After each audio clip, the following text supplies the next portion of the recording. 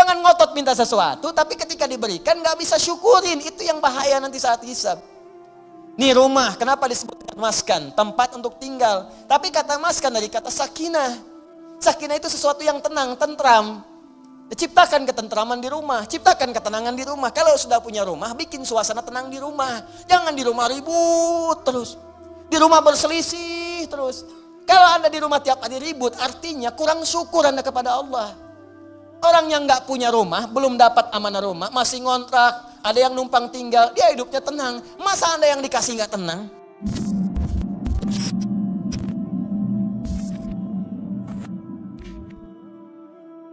Ketika menggunakan dhammah disebut dengan mubtada. Perhatikan, alhamdu sifatnya mubtada, hukumnya disegerakan. Maka kalau Anda sudah mendapatkan nikmat dari Allah Subhanahu wa taala, Rahman, nikmat sehat, nikmat rizki, harta benda, nikmat keluarga, nikmat kenyamanan hidup, maka bersegeralah untuk memuji Allah Subhanahu wa taala. Syukur kepadanya. Maka Anda ucapkan alhamdu, sifatnya disegerakan untuk kita menjadikan sifat syukur kita kepada Allah setelah menerima nikmat. Ini hukum umum. Bukankah Anda kalau saya berikan sesuatu, Anda seketika mengucapkan ucapan? Apa ucapannya? Terima kasih. Ya, saya berikan sesuatu, Anda ucapkan pada siapa? Terima kasih. Ya kan? Anda terima, Anda ucapkan, saya kasih, Anda terima. Begitu saya berikan, terima kasih. Ya kan? Terima kasih Ustadz. Sekarang Allah berikan pada kita. Allah berikan pada saya, Allah berikan pada Anda, Allah berikan pada kita. Nikmat, kebutuhan, rizki, segalanya. Setelah kita menerima itu, apa yang harus kita lakukan? Maka Allah ajarkan kepada kita. Alhamdulillah. Cepat, segera. Jangan tunda, jangan diakhirkan. Begitu terima, syukur pada Allah. Alhamdulillah. Alhamdulillah. Jelas sampai sini? Makanya kalimat alhamdulillah ini, itu dalam bacaan tafsir bisa dibaca dengan A. Bisa dibaca dengan A untuk menegaskan. Dari mana taunya Ustaz? Teruskan bacaannya. Wa ruwiya an Sufyan ibn Uyainah wa Ru'bah ibn al-Hajjaj annahuma qala alhamdulillahi bin nasbi wa huwa ala idmari fi'lin. Sufyan ibn Uyainah kemudian juga Ru'bah bin al-Hajjaj, keduanya ahli tentunya dalam bidang qiraat, ya, keduanya menyampaikan riwayat bacaan dengan fathah, tapi riwayat ini untuk tafsir. Ingat, bukan untuk bacaan dalam salat. Boleh dibaca dengan fathah, tapi bukan dalam salat. Ingat, dalam tafsir untuk menegaskan perintah segera bersyukur kepada Allah ketika menerima nikmat. Kenapa dibaca alhamdulillah? Untuk menunjukkan kalimat perintah sebelumnya yang ditiadakan untuk memudahkan bacaan kita. Asal kalimatnya kalau kita turunkan, qulu, perintah dari Allahnya. Qulu. Katakan oleh kalian semua, alhamdulillah, alhamdulillah. Cuman kalimat ini yang nggak muncul. Ya, Allah tidak menurunkan kalimat ini karena sudah dipahami oleh orang Arab. Orang Arab paham. Dari mana pahamnya? Karena menggunakan dhammah. Dhammah ini sifat segera. Jadi sifat segera itu nggak dikasih tahu pun sudah paham harus segera bersyukur.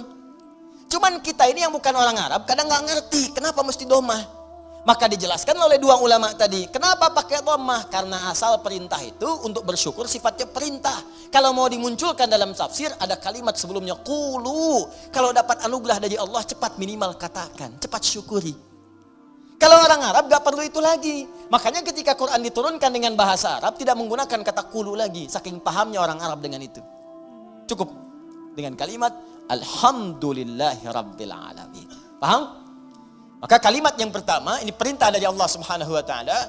Kalau sudah mendapatkan nikmat yang tadi, nikmat diberi, nikmat sehat, nikmat rizki, nikmat macam-macam, maka adab yang pertama dari kita terhadap Allah Subhanahu wa taala, berterima kasihlah kepada Allah Subhanahu wa taala dengan semua nikmat yang telah diberikan itu.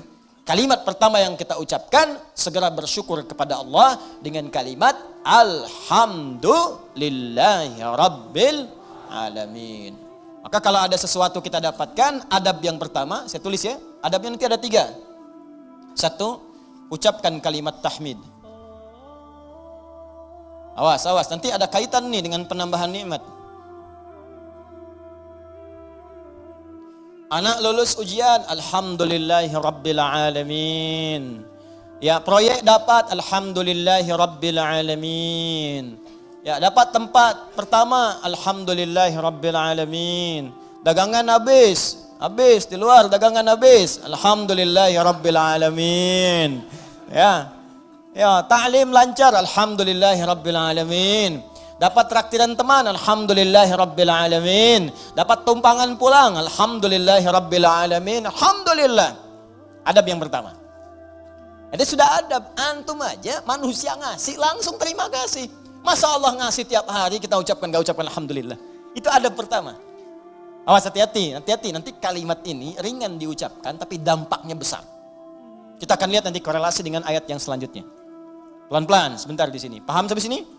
Baik, jadi pertama saya ulangi lagi. Saat kita kemudian mendapatkan semua anugerah dari Allah berupa nilai-nilai kebaikan, maka adab yang pertama bersyukurlah kepada Allah dengan mengucapkan apa? Alhamdulillahirabbil alamin. Baik, adab yang kedua. Fokus. Perhatikan baik-baik. Bukankah di kalimat alhamdulillah ini ada alif lam? Ingat ya, ada apa? Alif lam. Saya sering katakan kepada kita semuanya, pada diri saya, pada Anda, pada kita semua. Alif lam pada umumnya terbagi dua bagian, dua fungsi. Masih ingat? Satu, ma'rifah. Lam ta'rif. Menunjukkan sesuatu yang khusus. Yang kedua, istighraq. Ya, alif lam al-istighraq. Menunjukkan sesuatu yang sifatnya luas, menyeluruh. Semua, segala, tanpa kecuali. Ta'rif, qalamun, spidol, pena, pulpen, qalamun, al-qalam, yang ini bukan yang lain. Sabburatun, papan tulis. As-sabburah, papan tulis yang ini khusus bukan yang lain. Sayyaratun, mobil, banyak di luar kendaraan. As-sayyarah, pakai alif lam, yang itu bukan yang lain. Salatun, umum, salat, gimana aja, mau cepat, mau lambat, bebas. As-salat, salatnya khusus, ada aturannya, ada ketentuannya, nggak bisa sembarangan. Nah, itu baru tahu alif lam ma'rifah saja. Kalau kita bisa baca Al-Quran dengan benar, kita paham. Kenapa kalimat salat dalam Al-Quran yang bermakna ibadah, dari takbir sampai salam, semua kalimatnya pakai alif lam. Kalau nggak pakai domir di akhirnya atau idhofah, pakai alif lam. Coba kalimat salat pertama Al-Baqarah ayat 3. Alladzina yu'minuna bil ghaibi wa yuqimunas shalah. 43, wa aqimus salata wa atuz zakah wa aqimus salat. 45, wasta'inu bis sabri was salat. 153, ya ayyuhalladzina amanu ista'inu bis sabri was salat. 238, hafizu 'alas salawati was salatil wusta. Tadi dibacakan dalam salat Isya, Quran surat 17 ayat 78. Aqimis salata liduluki syamsi ila ghasaqil laili wa qur'anal fajr. Quran surah 29 ayat ke-45. Utlu ma uhiya ilaika minal kitab wa aqimis shalah. Selalu pakai alif lam yang bermakna salat, ibadah. Kenapa menggunakan alif lam? Ingin memberi pesan kepada kita, kalau salat jangan sembarangan. Jangan semaunya. Asal salat. Amin. Masya Allah, zuhur 2 menit. Bayangin. Paling nampak saat tarawih lah. Yang 11 rakaat 1 jam. Yang 23 ada yang 7 menit. Kok cepet amat sih? Amat aja gak cepet-cepet. Lancar tiap tahun diulang-ulang, masa belum lancar juga? Lancar sih iya, tapi kan Nabi juga gak begitu, John. Ada aturannya, ada tumakninahnya, kan? Ada ketenangannya. Kamu gak tumaninah? Enggak, tumaninah sedang sholat sendiri tuh, paling belakang perempuan. Bukan itu. Tenang, bacaan nyaman, fasihnya, kan ada harakatnya, ada tajwidnya, ada sifatnya, ada makhrajnya, ada ketenangannya, ada doanya. Itu aturan, pakai alif lam. Ya, itu ma'rifah. Istighraq menunjuk pada yang luas tanpa ada kecualinya. Semua dicakup. Yang semua yang terdapat, tidak ada satu pun tersisa untuk yang lain. Semua tercakup. Nah, dua-duanya ini kita bisa terapkan dalam hukum kalimat alhamdu. Yang pertama, alhamdu. Kalau Anda ingin mengucapkan terima kasih, syukur kepada Allah Subhanahu wa taala, maka khususkan semua syukur itu hanya milik Allah saja. Jangan mengambil bagian darinya. Jadi kalau sudah merasakan semua karena Allah, ini kan yang ngasih Anda selamat Allah. Yang ngasih anak Anda lulus bisa hafal Quran itu Allah. Yang bisa menjadikan Anda sukses dalam pekerjaan Allah. Kalau nggak berkehendak nggak bisa. Anda kerja sampai bertahun-tahun, sampai banting tulang, banting kepala, banting kaki, banting apapun. Semua dibanting. Kalau Allah nggak berkehendak nggak akan jadi. Dan kita sadar karena Allah. Maka dari itu ketika kita mendapatkan adab pertamanya, bersyukur terima kasih pada Allah. Khususkan pada Allah. Jangan ngambil bagian dari situ. Karena kita meyakini apa yang kita dapatkan semua sumbernya dari Allah. Paham? Nah, makanya jangan melibatkan diri kita. Ini adab keduanya. Jangan melibatkan diri kita saat kita ingin bersyukur dan mengucapkan terima kasih kepada Allah atas nikmat yang diterima. Contoh, coba deh ibu atau antum, ikhwan ya, sering kemudian mengantar anak, ujiannya bagus, hafal Al-Quran, bagus. Pernah sering ada yang berucap begini, Masya Allah ukhti, luar biasa ya anaknya bisa hafal Quran. Ya Allah akhi, Masya Allah luar biasa, nilai antum sempurna. Akhi Masya Allah pekerjaan antum luar biasa bagus, beda dengan yang lain-lain sebelumnya. Pernah ada orang kadang memuji seperti itu? Nah saat muncul kalimat itu sadari, ini titipan dari Allah. Barangkali ada yang belum kita syukuri. Kita belum sempat terima kasih nih sama Allah nih.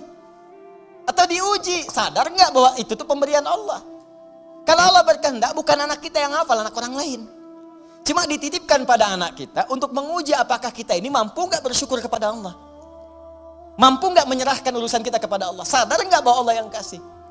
Makanya orang tua yang baik ketika mendapati anaknya hafal Al-Quran misal, juara pertama di sekolahnya.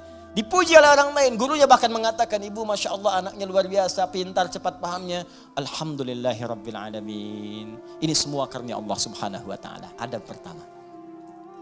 Tapi kalau sudah mengucapkan itu, hukum alif lam ma'rifah berlaku.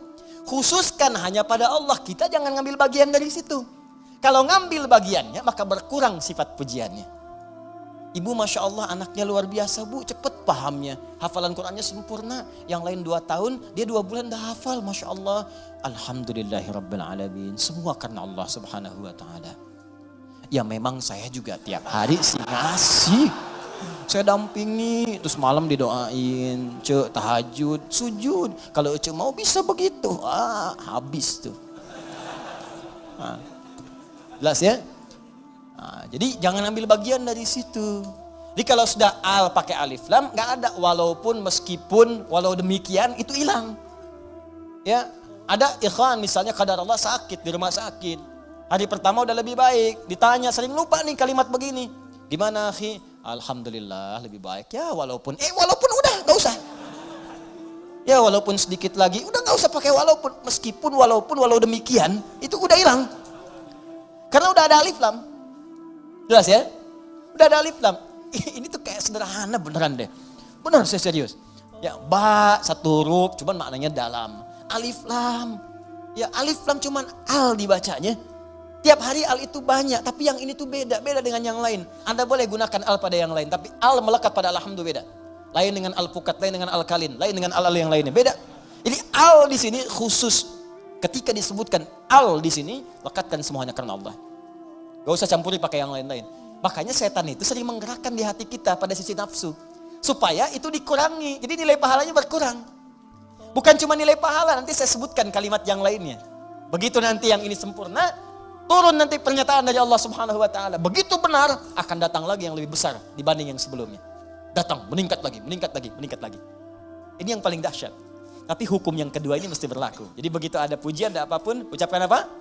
Alhamdulillahirrabbilalamin. Tutup bagian diri kita yang ingin maju ke depan. Sudah. Tapi kenapa tapi Pak? Tapi semua ini dari Allah. Tidak ada peran saya sedikit pun di sini. Jelas sampai sini? Baik. Dan al berlaku yang kedua yaitu istighraq pada semua jenis kenikmatan yang kita raih. Ya, awas hati-hati, jangan cuma di satu sisi saja. Awas hati-hati. Lupa kita itu. Dapat yang terasa materi, alhamdulillah. Iya. Alhamdulillah. Dapat proyek, dapat promosi, alhamdulillah. Keturunan, alhamdulillah. Alhamdulillah. Tapi lupa. Bukankah mata ini kadang dirawat oleh Allah untuk tidak sakit? Berapa kali bersyukur dengan nikmat mata ini? Berapa kali bersyukur dengan nikmat telinga yang jelas terdengar? Berapa kali bersyukur dengan nikmat kaki yang bisa melangkah? Anda berharap-harap buat dapat proyek segala rupa, diuji oleh Allah, sakit kaki aja, nggak bisa berangkat kerja, hilang tuh. Jutaan, ratusan ribu, sekian, sakit, hilang. Cuman kaki aja satu, kena duri aja, ya tak, dah. Telinga nggak berfungsi sedikit, pusing, capek. Mata, kena gangguan, proyek nggak bisa kelihatan, susah. Berapa kali kita bersyukur dengan semua nikmat ini? Kadang kita bersyukur dengan segala hal yang kita dambakan dan belum kita pegang, tapi kita lupa dengan semua nikmat yang telah Allah anugerahkan pada kita dan melekat pada jasad kita. Maka dari itu dipaksa kita untuk mengucapkan kalimat ini setiap selesai salat. Supaya ingat banyak nikmat yang telah Allah berikan pada kita, walaupun kita berharap-harap yang lain yang belum tentu kita butuhkan. Kalau bahasa yang lainnya mungkin, ini nikmat dah banyak yang kamu butuhkan, saya berikan. Itu aja belum disyukuri, kamu minta yang lain. Itu aja belum mampu nyukurin, kenapa minta yang lain? Yang belum tentu kita butuh, belum tentu kita perlukan. Makanya setelah kita subhanallah, subhanallah, subhanallah, subhanallah, makna salat apa yang diucapkan? Alhamdulillah, alhamdulillah, alhamdulillah, alhamdulillah, alhamdulillah. Supaya sadar telah banyak nikmat yang kita peroleh, yang kadang kita menuntut banyak hal yang belum tentu kita butuhkan, tapi kita telah mendapatkan limpahan rahmat yang telah kita perlukan selama hidup kita. Jelas? Nah, bagian terakhir, adab yang ketiga. Ya, adab pertama, ucapkan tahmid. Ya, satu. Adab yang kedua, jangan mengambil bagian. Ya. Atau kita bisa tegaskan dengan kalimat, tujukan khusus kepada Allah. Khusus kepada Allah. Jadi jangan mengambil bagian dari tahmid kita itu. Saya naikkan ke atas sebagai adab kepada Allah. Dalam semua nikmat yang Allah berikan kepada kita, baik terasa ataupun yang belum terasakan. Ya, yang terasa sifatnya ini yang kita dapati dalam kehidupan kita. Yang belum terasakan, yang kadang-kadang kita ikhtiar baru kita peroleh. Jangan bedakan semuanya. Semua setiap kita dapati, alhamdulillah. Makanya kalau berzikir pasca sholat, jangan cuma di lisan. Saat alhamdulillah itu, kaitkan dengan nikmat yang telah kita dapatkan. Dia begitu mengucapkan alhamdulillah, alhamdulillah, alhamdulillah. Bayangkan mata sehat, telinga sehat, kaki sehat, hati sehat, pikiran sehat, bening semuanya. Ya, anak sehat, semua sehat, istri sehat, suami sehat. Alhamdulillah, alhamdulillah. Makanya bersyukurnya nikmat. Alhamdulillah, alhamdulillah, alhamdulillah, alhamdulillah, alhamdulillah. Tapi gak ada yang nyampe ke hati gitu. Gak ada yang nyampe. Coba deh ucapkan pelan-pelan. Alhamdulillah, alhamdulillah, alhamdulillah. Rasakan. Itu tenang ke hatinya itu. Enak gitu. Zikir yang terasa itu nikmat ke hatinya. Dan ada ketenangan dalam jiwa kita. Ada getaran. Ada getaran tersendiri. Enak rasanya itu. Ada sentuhan ke hati kita. Ya, sentuhlah ia tepat di hatimu. Maka ia akan jadi milikmu untuk selamanya. Ya, sentuh. Maka bacakan zikirmu dengan bahasa hatimu sehingga terjadi koneksi antara hati dengan lisanmu. Catat dulu, mana dulu. Bacakan. Alhamdulillah, alhamdulillah, alhamdulillah. Tenang. Ala bidzikrillahi tatmainnul. Yakinlah kalau zikirmu benar kepada Allah, hatimu akan tenang. Ala itu harful ikhbar wa taukid, menyampaikan sekaligus menekankan. Jadi kalau zikirnya hati belum tenang, berarti ada yang enggak benar zikirnya, ada yang belum tepat. Paham ya? Nah, itu dhammah banyak terkumpul. Banyak. Semua segala hanya milik Allah. Jadi semua punya Allah itu banyak. Jadi semua aktivitas kita yang kita dapatkan nikmatnya itu semua punya Allah. Banyak punya Allah, enggak berkurang. Banyak. Banyak, banyak, banyak. Nah, yang terakhir.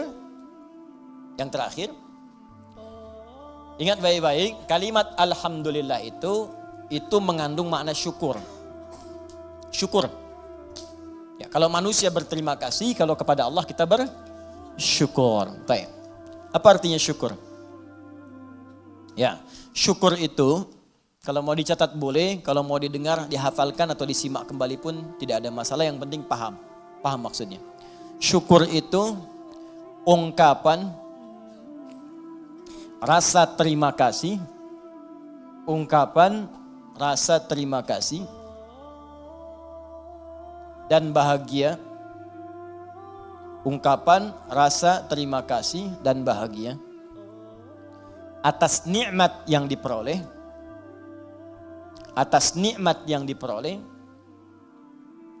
dengan cara menggunakan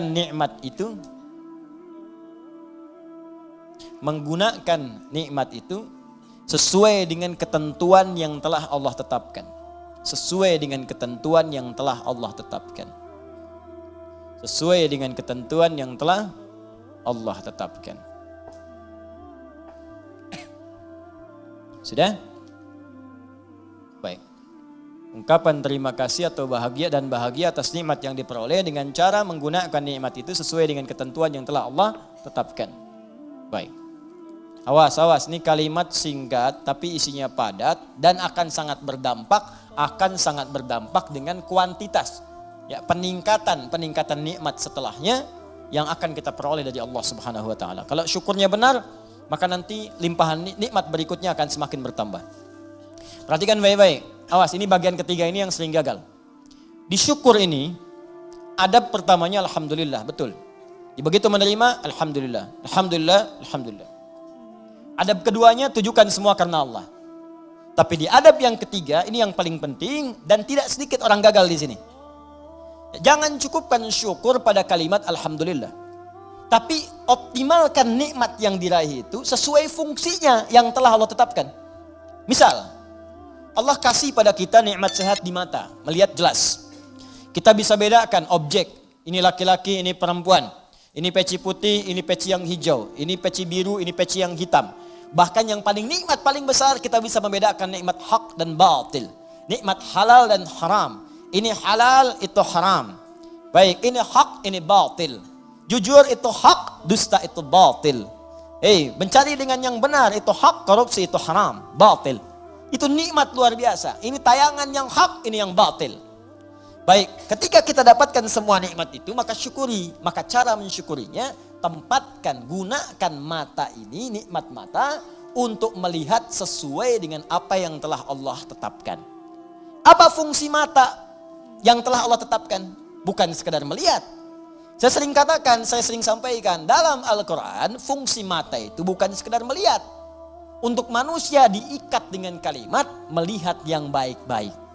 Bahkan tegas kalimat Qurannya, palingkan ketika yang dilihat itu tidak baik menurut Allah. Ini nggak baik nih, palingkan.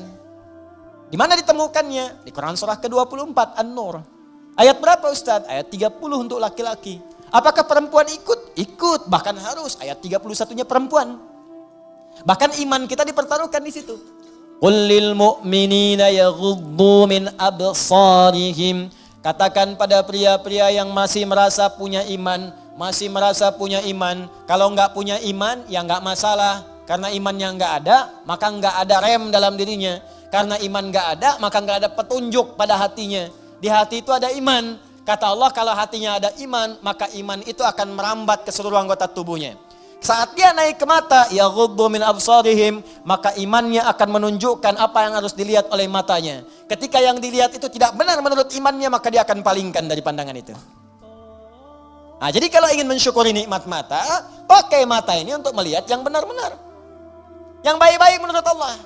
Itu tandanya kita bersyukur dengan nikmat. Dan tanda yang kedua, iman kita masih ada. Masih kuat.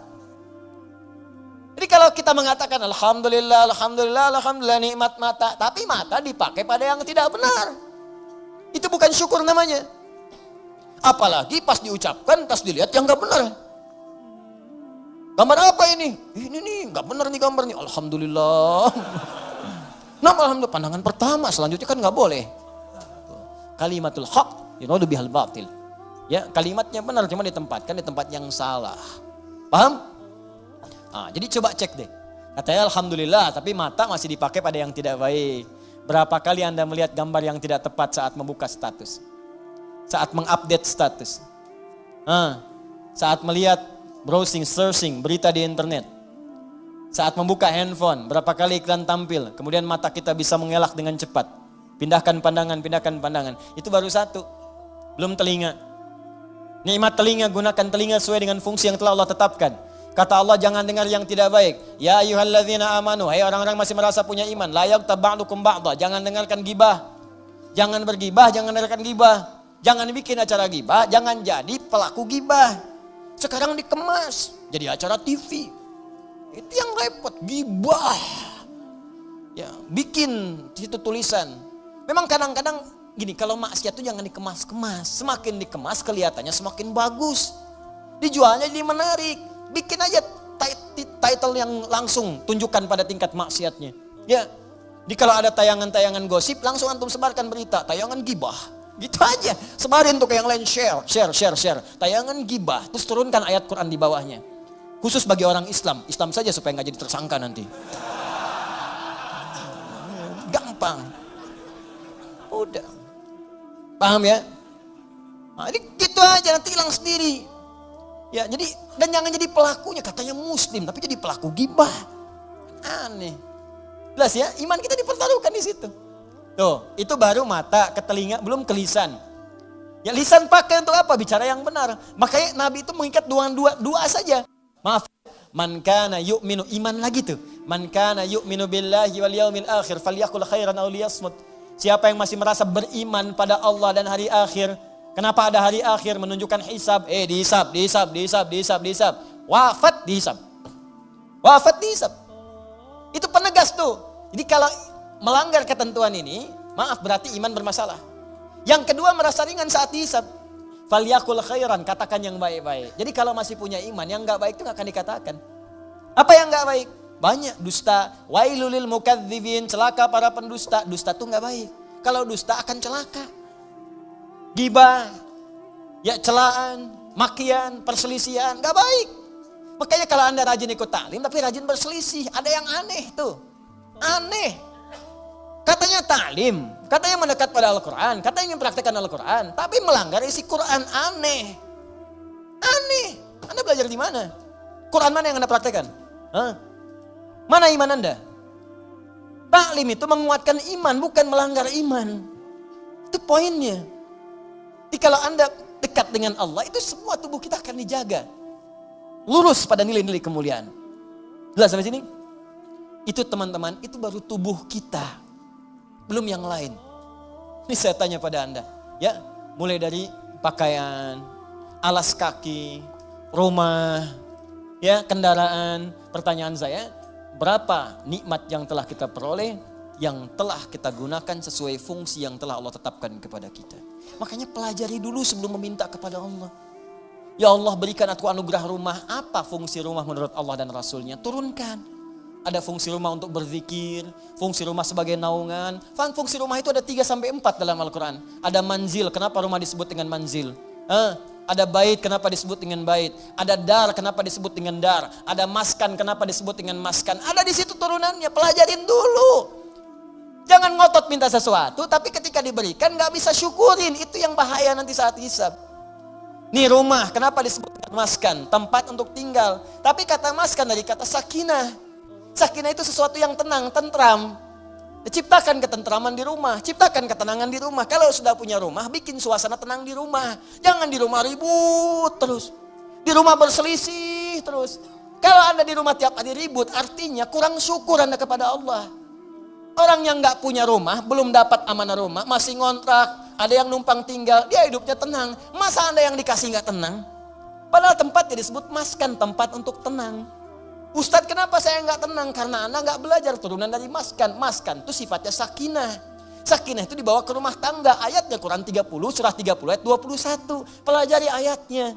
Di situ ada sakinah. Sakinah dapat, mawadah turun. Mawadah turun, rahmat dapat. Di situ disingkat sakinah, mawadah, rahmah. Disingkat jadi samara. Dibawa ke dapur jadi sambara. Itu. Ini kan pernikahan seperti sayembara, tebak-tebakan. Anda mendapatkan samara, tapi Anda tidak menggali hikmahnya, bagaimana bisa meraihnya? Anda mendapatkan pengen sakinah, tempatnya maskan yang punya Allah, tapi Anda sendiri jauh dari Allah, bagaimana bisa mendapatinya? Makanya fungsi rumah yang kedua disebut bait. Bait itu dari bata yabitu, baitan, tempat menetap. Tapi bukan sekedar menetap. Karena dalam Al-Quran ketika disebutkan bait, sesuatu yang mendekatkan diri dengan Allah. Makanya Ka'bah disebut bait. Quran surah ketiga ayat 96. Inna awwala baitin wudi'a linnasi alladhi bibakkata mubarakah. Sungguh rumah pertama yang ditetapkan untuk manusia itu apa? Ka'bah yang terletak di Mekah yang diberkahi. Kenapa Ka'bah disebut dengan bait? Untuk menunjukkan setiap fungsi bait itu menghadap ke arah Ka'bah. Kenapa disebut menghadap ke Ka'bah? Untuk menunjukkan ketaatan kita kepada Allah. Ibadah. Diturunkan di hadis Nabi. Pakai zikir. Rumah yang tidak digunakan untuk berzikir seperti kuburan, sepi. Bukan sekedar zikirnya, karena dengan zikir itu kita menjadi lebih dekat dengan Allah. Ketika dekat dengan Allah, rahmat turun. Begitu Joni cara memahaminya. Ini rumah dibangun-bangun, diluas-luas, tapi jauh dari Allah. Ya gimana bisa nyaman tinggal di rumah? Luasin, silahkan aja luasin. Kandang ayam juga luas. Main ke Subang tuh banyak kandang ayam. Kandang ayam juga luas. Apa bedanya rumah Anda dengan kandang ayam? Apa beda rumah Anda dengan Ragunan? Ragunan juga luas tuh, kandang singa luas begitu. Luas. Apa bedanya? Bedanya pakai zikir. Zikir. Apa itu zikir? Banyak di Quran. Salat zikir, Quran surah 20 ayat ke-14. Wa aqimi sholata li dzikri, baca Quran zikir, Quran surah ke-15 ayat 9. Inna nahnu nazzalna dzikra wa inna lahu lahafizun. Bacaan subhanallah alhamdulillah kalimat thayyibah zikir, Quran surah ke-4 ayat 103. Asmaul husna zikir, Quran surah ke-2 ayat 152. Ditafsirkan dengan Quran surah ke-17 ayat ke-110. Doa itu zikir, Quran surah ke-7 ayat 205. Menghafal Quran zikir, Quran surah ke-54 ayat 17 ayat 22 ayat 32 ayat 40. Kenapa enggak dihidupkan di rumah tuh begitu? Zikir. Semua, ayo coba deh dengan istri menghafal kan? Masya Allah. Enggak apa-apa sambil bercanda. Setelah itu berlomba. Enggak apa-apa. Mama sayang, Masya Allah. Tahu enggak bedanya keramik sama kamu? Wah, gitu. Nggak tahu Pak, kalau keramik makin lama makin antik. Kalau kamu makin lama makin cantik. Catat. Oh Bapak bisa aja, bukan karena bisanya, tapi kecantikan itu memudar di dunia. Saya ingin semua bertahan sampai ke akhirat. Yuk, kita mulai dengan menghafal Quran. Mudah-mudahan kita mendapatkan mahkota di akhirat. Itulah kecantikan dan keindahan yang hakiki di hadapan Allah Subhanahu wa Ta'ala. Masya Allah. Alim. Praktekin. Masya Allah.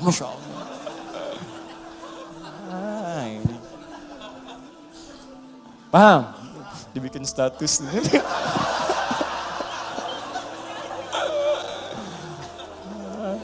Aduh. Dunia ada aja. Gitu caranya. Ini kalau dipakai begitu enak tuh. Coba lah anak-anak. Kalau lihat anak tuh lagi kosong dia baca Quran, lagi main tiba-tiba baca Al-Mulk, baca Al-Qalam, baca macam-macam.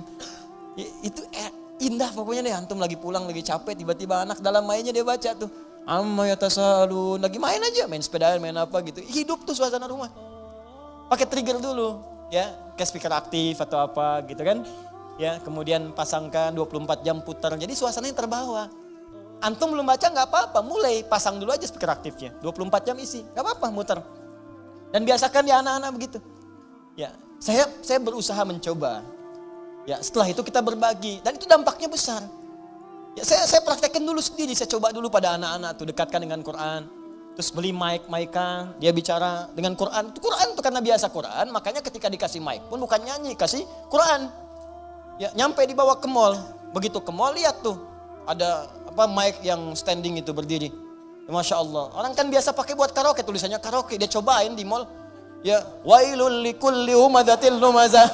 Di mall bayangin tuh. Tapi ya biarin aja, sekali-kali di mall ada ngaji kan.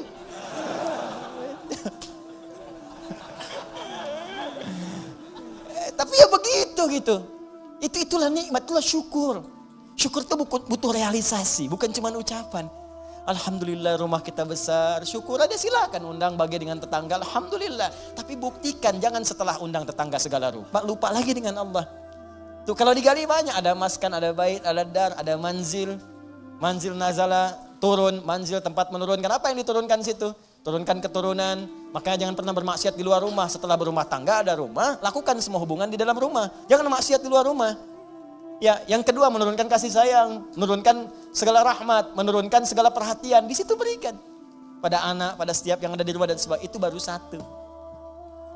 Di kadang-kadang begini, Allah udah kasih, minta yang lain, yang ini aja belum dipakai ibadah. Antum udah nyari-nyari pakaian yang lain, ini pakaian yang dipakai ini udah pernah dipakai ibadah belum? Pakai sholat, pakai ngaji, pakai macam-macam. Ini kadang-kadang begini, saya sering dapat pertanyaan, Ustaz, saya ini cari pekerjaan, gak pernah keterima. Saya bilang, sini mas, baju ada? Ada. Makan tiap hari ada? Alhamdulillah. Kendaraan ada? Sepeda Ustaz punya? Alhamdulillah. Baik. Rumah ada? Ada Ustaz, Alhamdulillah. Sudah berapa banyak yang dipakai ibadah? Sepeda sudah mengantarkan Anda pada sholat? Kadang-kadang Ustaz. Baju udah semua dipakai ibadah? Ya belum semua Ustaz. Itu Anda itu begitu. Itu kan semua titipan. Setiap titipan akan ditanya. Semua orang yang dititipkan itu gak pengen banyak. Gak ada orang titipin pengen banyak. Pengennya sedikit supaya gampang dikembalikan. Atau saat ditanya menjadi lebih mudah menjawabnya. Nah sekarang Anda aja yang dikasih oleh Allah saja titipan belum digunakan pada yang benar. Bagaimana bisa meminta yang lain? Barangkali bukan Allah belum mau ngasih. Tapi Allah menginginkan Anda maksimalkan dulu nikmat yang ini.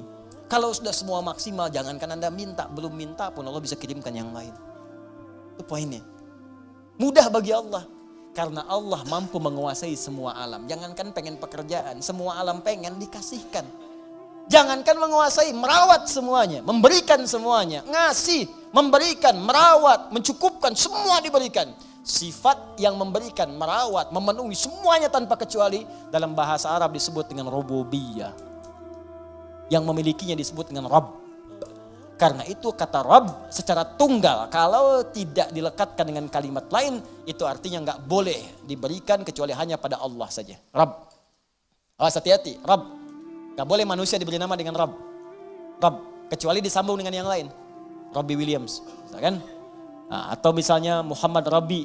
Ya. Kalau bersambung dengan yang lain boleh. Boleh. Ya, di kisah Nabi Yusuf Quran surah 12 ayat ke-42. Ya. Wa qala lilladzi dhanna annahu najin minhuma udhkurni 'inda rabbik. Bukan Allah di situ. Ya, ketika Yusuf alaihissalam berkata kepada satu di antara dua orang yang ditakwilkan mimpinya dan dia duga dia akan berhasil keluar dari situ selamat. Ya selamat, maka dia katakan berikan pesan kepada orang ini, ya napi yang akan lolos ini selamat ini, kata Nabi Yusuf alaihissalam, nanti sebutkan kisah saya kepada rajamu. Ya Rabb di situnya, tapi ada kaf di situ, Rabbik bukan Rabb sendiri. Ditunjukkan kepada raja. Jelas sampai sini? Baik, itu boleh, gak ada masalah.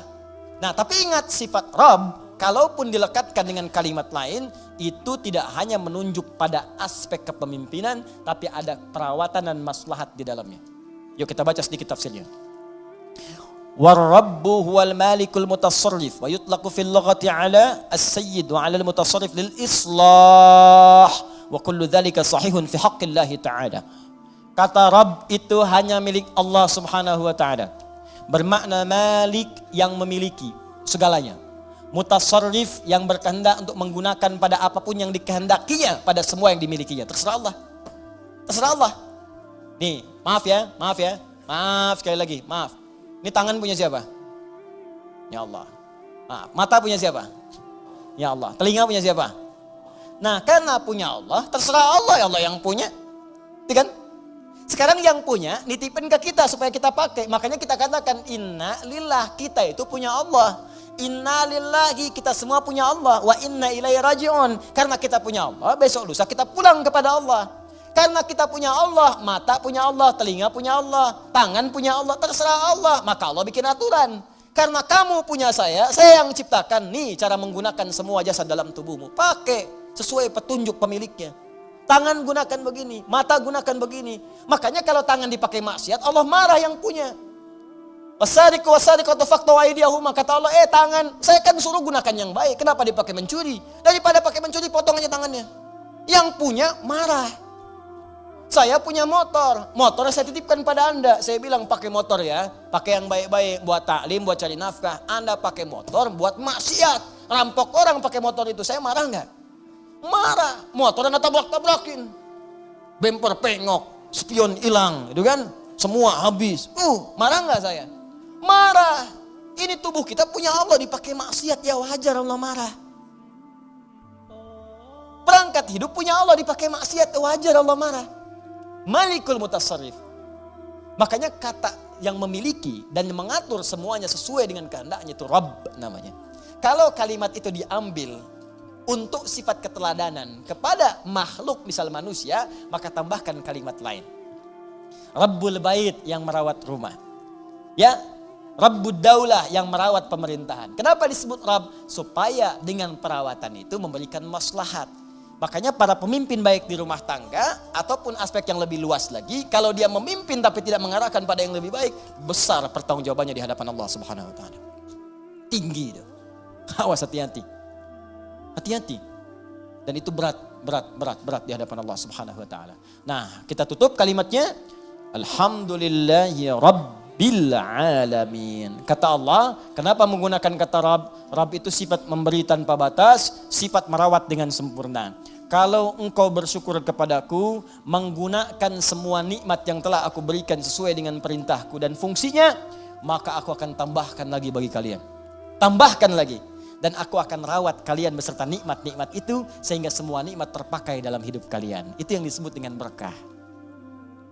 Dapat gaji 100.000, semuanya tergunakan dalam manfaat. Kan ada orang dapat 1 miliar sebulan, tapi nggak ada manfaatnya, habis. 100 juta 3 hari habis. 200 juta sepekan habis, tapi manfaatnya nggak kerasa. Aduh, kadang-kadang kasihan. Kasihan banget. Dapat gaji 100 juta, sepekan habis. Pakai nonton burung, pakai nonton kuda doang. Kuda lewat, bayar 20 juta, cuma lihat kuda doang.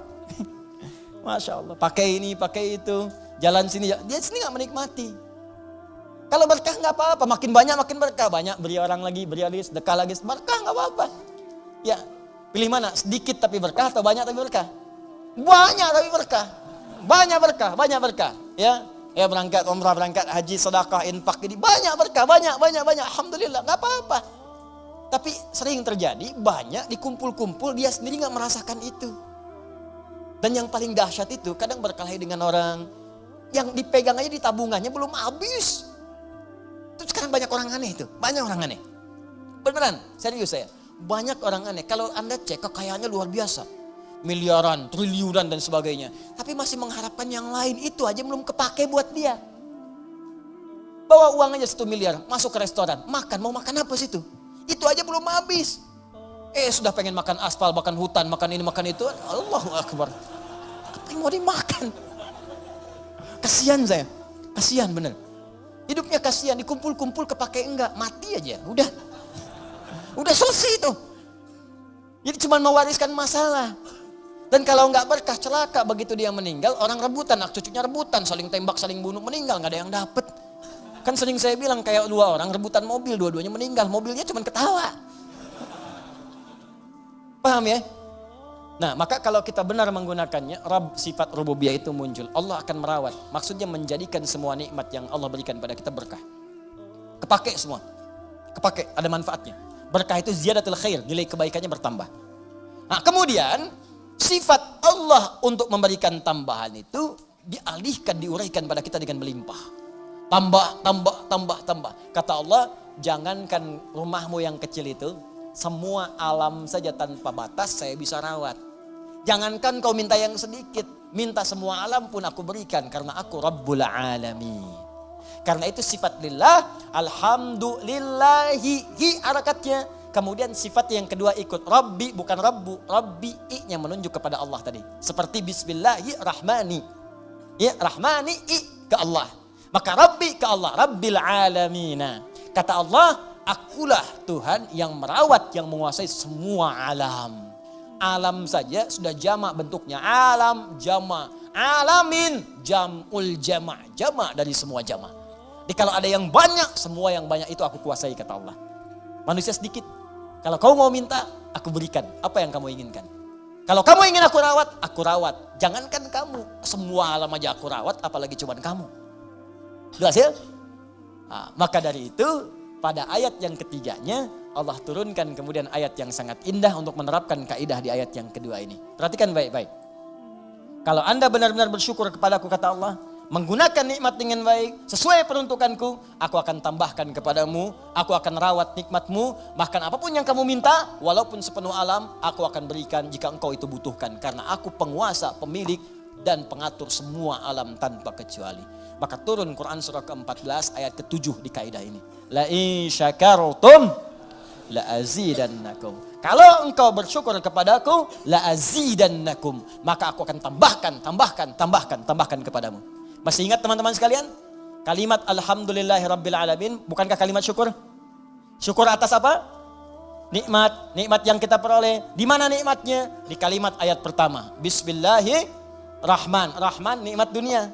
Rahim nikmat akhirat. Saat mendapatkan nikmat dunia, alhamdulillah. Begitu kita alhamdulillah, benar alhamdulillahnya, Allah tambahkan rahmannya. Syukur lagi, Allah tambahkan rahimnya. Pahala tambah lagi, pahala tambah lagi. Rahmannya tambah, lipatkan lagi. Sekarang motor, besok mobil. Sekarang mobil, besok bis. Sekarang bis, besok kereta. Nambah.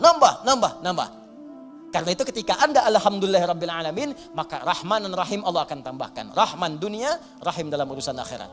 Karena itulah pada ayat selanjutnya turun lagi kalimat Ar-Rahmanir Rahim. Untuk menegaskan ketika Anda benar bersyukur kepada Allah, maka sifat Rahman dan Rahim berupa pemberian Allah akan terus dilimpahkan kepada kita. Dan itu janji Allah dalam kalimat La in syakartum la azidannakum. Maka selesai pembahasan dua ayat sekaligus, ayat yang kedua dan ayat yang ketiga. Sekarang pertanyaannya, kalau ada orang yang tidak bersyukur dengan semua itu, dan dia merasa itu punya dia. Seperti Korun pernah dicontohkan dalam masa-masa yang lampau. Sekarang muncul lagi korun-korun milenial misalnya. Ya, korun-korun kekinian. Maka penting kita ingatkan ada ancaman yang berlaku dalam Al-Quran dan penegasan tentang apa yang terjadi jika seseorang merasa memiliki bukan sebagai titipan yang harus tingkatkan syukurnya kepada Allah Subhanahu wa Ta'ala. Itu nanti yang kita bahas di pertemuan berikutnya dengan turunnya ayat yang keempat. Maliki yaumiddin.